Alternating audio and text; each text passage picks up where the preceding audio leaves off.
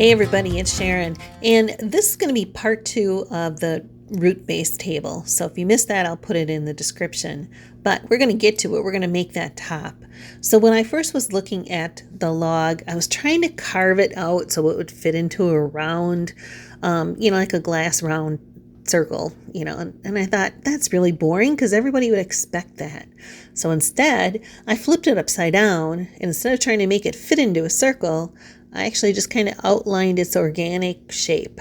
So it ended up kind of looking, I don't know, like a ghost, I guess you could say, but it really captured the curves of it. So one of the things that I needed to do is figure out how to make the form. And so I looked online, and one of the really reputable places said to go ahead and use, like the landscaping, the composite stuff, because you can curve it. And I thought, that's genius. I had some, it was outside, so I rinsed it off. So now that I had that, I worked on the actual form with the melamine. And so I had that shape cut out, and I just used my jigsaw. Wasn't perfect, but it didn't have to be. And put it up on top of it, and it looked great. Next up was getting that wrapped around, and it actually did wrap around pretty easy. And I thought, wow, this is going to be so cool. And so easy to get out. I used a bunch of drywall screws just to get it through the melamine, drill some pilot holes, and I put probably 50, 60 screws in altogether. I also had to make sure that it was level and straight so it would not be out of whack there. Now you can see some of the edges I couldn't get tight, but that's okay. That's where caulk comes in.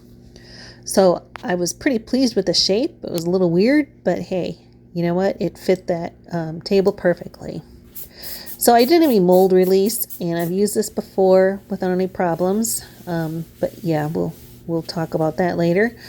So I just sprayed that around and wiped off any extra. I warmed up the resin just a little bit. I ended up using some blue epoxy dye, and I mixed it up. You can see I'm in the kitchen there, which, I was nervous enough already. But I ended up using 2 gallons to mix both parts of the resin. So now this was the fun part. I did put a couple of drops of blue in already, and I'll add some more, but love seeing all the swirls, and I was really, really hoping that my cheap Dollar General clear plastic garbage can was going to hold up, because that would have been a gigantic mess in my kitchen, down my sink, you name it. But anyway, let's take a look at the epoxy. I love it when it starts to turn clear. It goes from that cloudy to clear. But you can see that it's got a lot of mixing to go. I mean, a lot. You can see all those little shreds. You have to make sure that you scrape the sides frequently, because those are parts that are not mixed yet and will cause some waves. So you can see there's tons of bubbles in there, and this is the deep pour, so it's really thin, and it'll allow those bubbles to rise to the top as it's curing.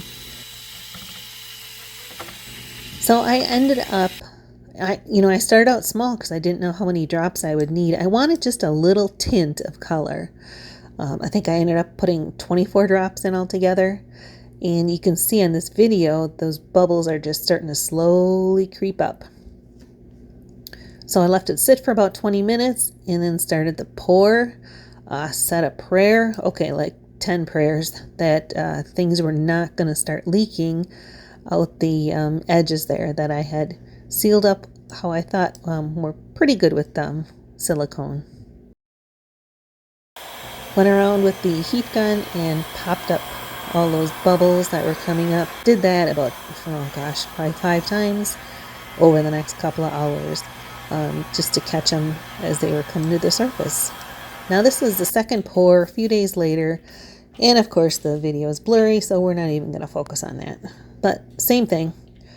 Poured and got some of the bubbles off, and after about 2 weeks, I think it was, I thought, all right, I got all the screws out, and it's going to just fall right off, just like they showed on the video. That was not the case, not at all. You can see me trying to pry with a plastic shim, and you really can't pry, or you're going to chip or crack the resin. So I quickly found out that was not going to work. It took me hours of cutting it away, literally. Now, the other part was trying to get this off the mold without it breaking.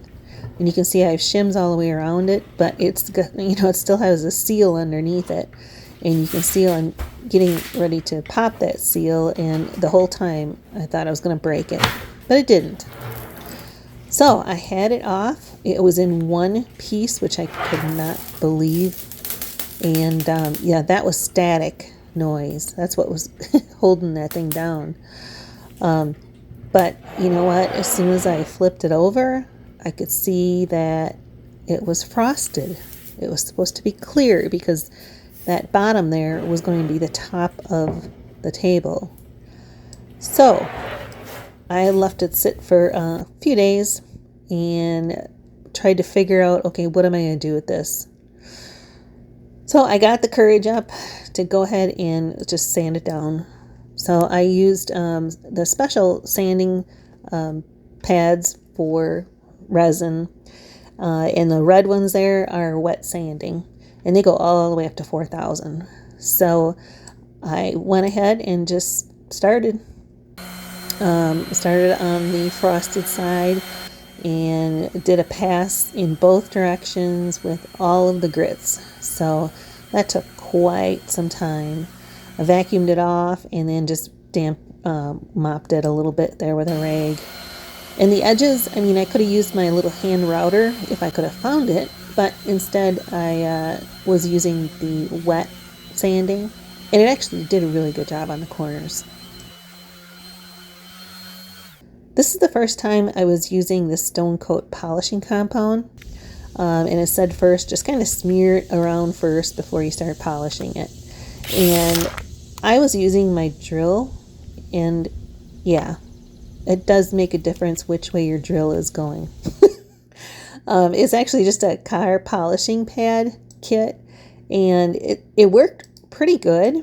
You know, once I figured out which direction the drill needed to be in. Would I use it for a car or a big project? Heck no. But it was fine. It was fine for this project. I really didn't want to buy a whole, you know, a buffer and get into all that. So it does work. It just took a little extra time. Now Stone Coat also has liquid smooth. Never used it before. Thought I'd try it. Saw some videos. I was going to spray it on. It came with its own little sprayer thingy, and it broke. So I was hot. I was tired. I just went ahead and poured some on and used the drill again, with this time with a polishing pad, or like a buffer pad. And it actually did work. You can see the clouds kind of in that reflection there. Now, there's definitely some divots from when I had to try and clean out the sides. I'll go back and probably sand those again and put a little coat of resin over them. That should cover them up pretty good. But I mean, I'm not selling it. Otherwise, I would be a little bit more picky. So this is going to go in the cabin, the rental cabin, and it's going to go over towards the right. So that's the front door. So the living room's over on the right there, and it'll be in that corner as you walk in. The couch and the chair will be kind of in that direction there. So not having the cabin done yet, kind of just showing you what it would look like. You know, let's say that's the front door. The table itself would be in the corner, and the love seat and couch would be in that corner also. So it's about 30 inches around and 28 inches high. So it did fit pretty perfect in there. So overall, I think it turned out pretty good. Definitely made some mistakes and learned from it. I really like the looks of it. I kind of think I almost like it in the corner in my house. But nah. I'm glad I'm done. I don't think, I think that's the last time I'm ever going to do that. That was a lot of work.